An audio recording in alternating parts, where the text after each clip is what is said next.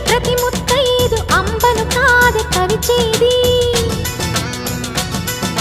తన మదిలోని కలకలనన్ని అమ్మలకేగ తెలిపేది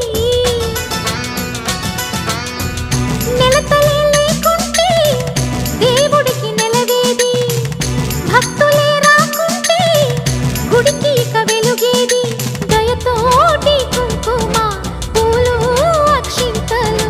మనమంతా ఇవ్వాలి తన తాళి నిలపాలి తాళి కాచి